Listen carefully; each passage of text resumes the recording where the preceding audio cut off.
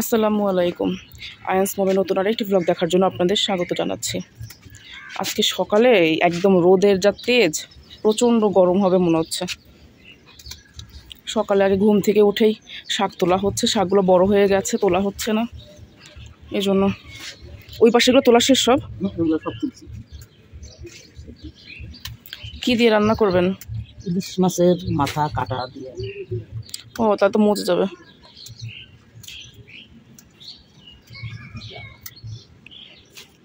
বাপরে যে রোদ, দাঁড়ানো যাচ্ছে না বারান্দায় আজকে। এই জন্যই তুলতে আসি না, আমার মাথা ধরে যাবে আজকে। আয়ান ঘুমাচ্ছে, ওঠার আগেই এগুলো নিয়ে বেছে ফেলাই, টানাটানি শুরু করে দিবে। হোক, সমস্যা নেই, শাক তো ভালো জিনিস। আর আজকের এই কলবি, এই দেখেন আম্মা, এই দেখেন চাপ দিচ্ছি, একদম অল্প হয়ে যাবে।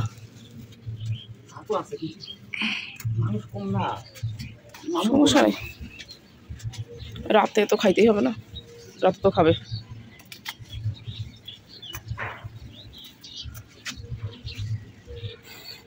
অল্প জায়গার ভিতরে অল্প অল্প হয়, কিন্তু তুলতে তুলতে অনেকগুলা হয়ে যায়, নিজেদের খাওয়া হয়ে যায় আর কি।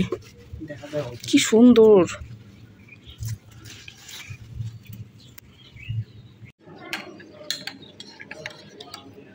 নাস্তা করা হয়েছে আমাদের, একটু চা খেতে ইচ্ছা করছে, যদিও প্রচণ্ড গরম, তবু ভাবলাম যে একটু রং চা খাই। বিভিন্ন রকমের মশলা দিয়ে, জাল দিয়ে দিয়ে 1 কাপ গরম ধোয়া ওঠা রং চা। আর এখানে রান্নার জন্য গোছানো হচ্ছিল, পেঁয়াজ কাটা হয়েছে, ইলিশ মাছের মাথা বের করা হয়েছে। যে সকালে শাক তুললাম, শাক তুলে বেছে ধুয়ে রেখেছি। এখানে মশলা বের করা হয়েছে, ইলিশ মাছের মাথা দিয়ে এই মিক্সড শাকটা রান্না করা হবে। আর ইলিশ মাছের লেজ ভর্তা করা হবে, আর শিং মাছ মনে হয় ভুনা করা হবে। ডাল আছে ফ্রিজে। একটু চা খাই, তুমিও চা খাবা? চলো আসো। তেজপাতা আদা লবণ দিয়ে বানাইছি তো, অনেকক্ষণ জানতে। আসো, এই যে নাম।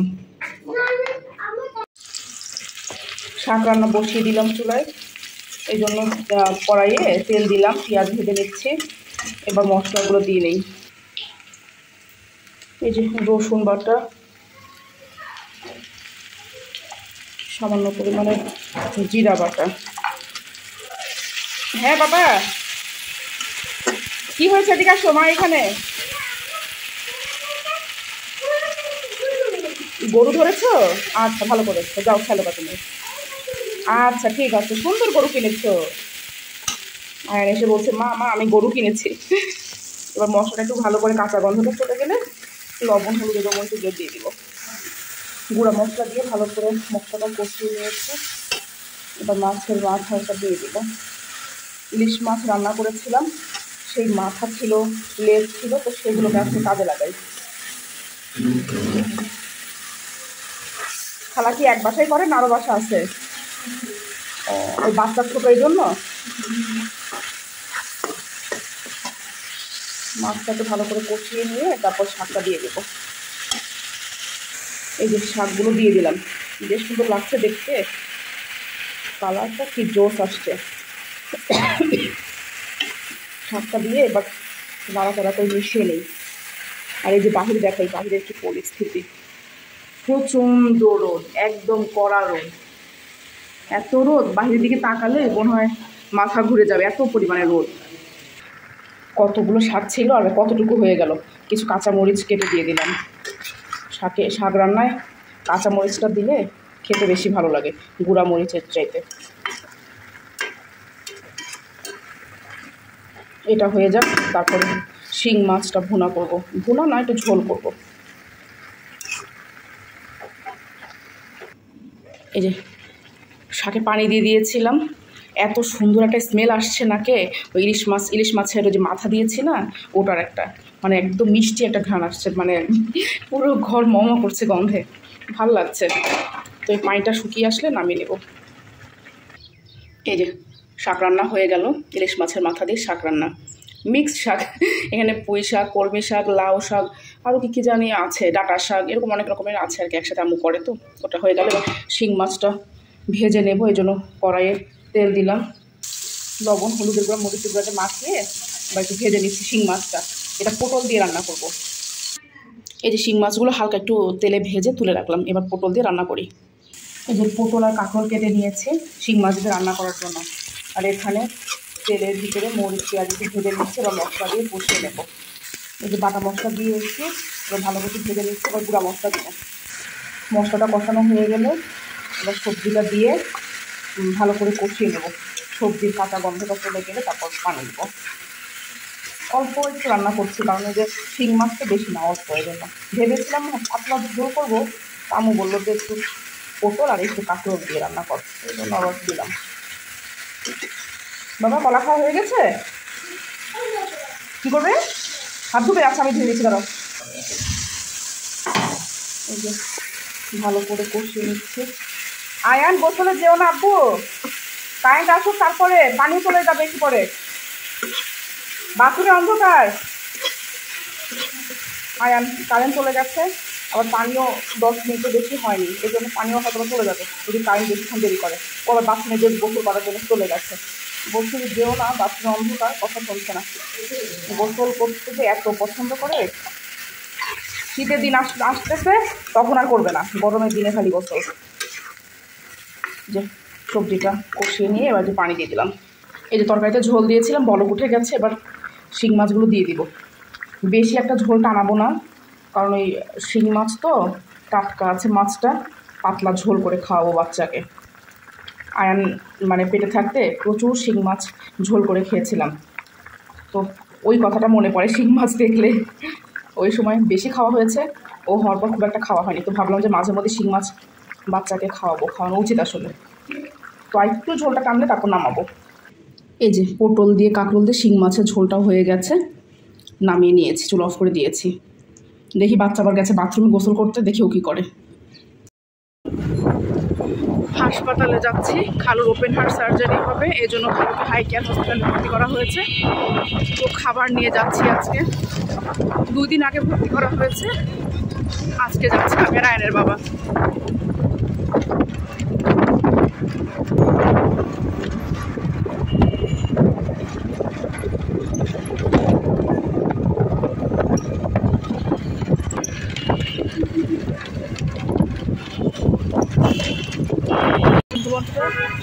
এই যে মুগ্ধ মঞ্চ, এই সেই মুগ্ধ মঞ্চ, দেখা যাচ্ছে না লেখাটা,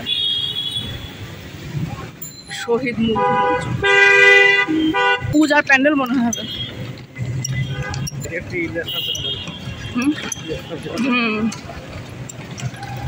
আচ্ছা, ওর বাড়িতে কি কেউ থাকে না? আমি যতবারই আসি ততবারই এরকমই দেখি, আটকানো, বন্ধ, আবদ্ধ।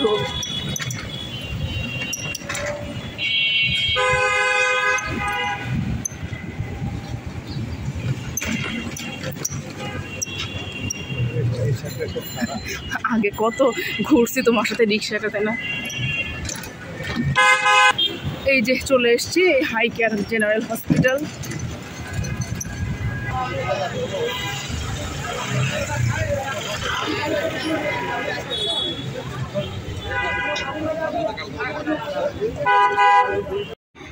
আমি আর আয়নের বাবা এখন আমার খালুকে দেখতে চলে আসলাম হাই কেয়ার হসপিটালে। খালুর ওপেন হার্ট সার্জারি হবে, তো ওই কারণে আগের দিন আমরা দেখতে এসেছি, পরের দিন আব্বু আম্মুরা সবাই আসবে। তো যেহেতু বাসায় কাউকে না কাউকে তো থাকতে হবে, তো আমি আর আয়ান থাকবো, আর আয়নের বাবা থাকবো বাসায়, ভাইয়ারা আম্মু আব্বুরা সবাই চলে আসবে পরের দিন। আর বাচ্চাকে নিয়ে বা বাচ্চাকে রেখে সব সময় আসা তো আর আমার পক্ষে সম্ভব হবে না, তো ওই কারণে আর কি আমি আজকে একটু দেখে গেলাম খালুকে। ভালো লাগছিল না বাসায়, একটু দেখে গেলাম, ভালো লাগবে। এবার বেডের কথা বলতেছে। আমরা প্রথমে যে ওই পাশেটা গেছিলাম, ওই যে কার্ডিয়াকের ওইটা, পরে আমি নাম বললাম, পরে বললো যে ওই আর এখানে আমাদের মানে নাম বলছি খালু, ওই যে আপনারা 4 তলায় 425 বললো। হ্যাঁ, তো বললো, কাকে বললে চিনে গেল?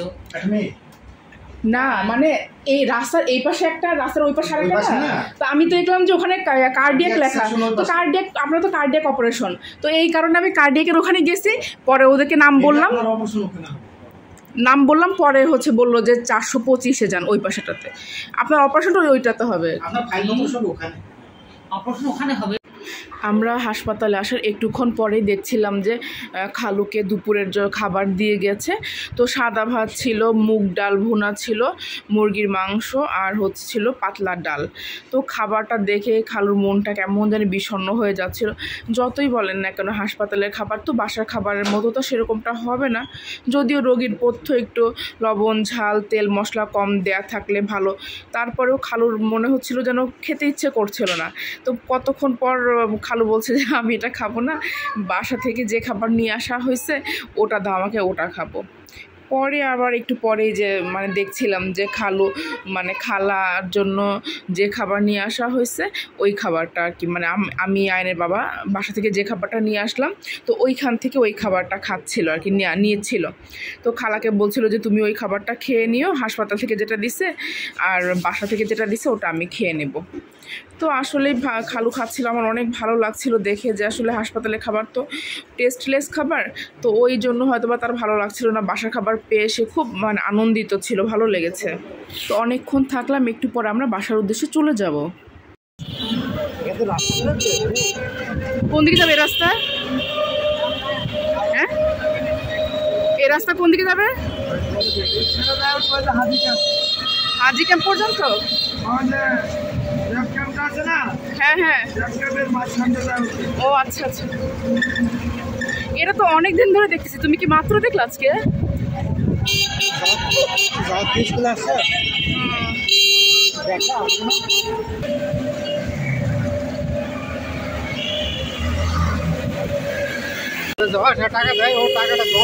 আরে আমি এখানে আসলে আবার আমার কাছ থেকে 20 টাকা করে নেয়, বুঝছো? ছোট মানুষ কি করার আছে। কি ফেলায় রে, কালকে রাতে যে বজ্র ডাকলো আজকেও মনে হচ্ছে সেরকম নামবে।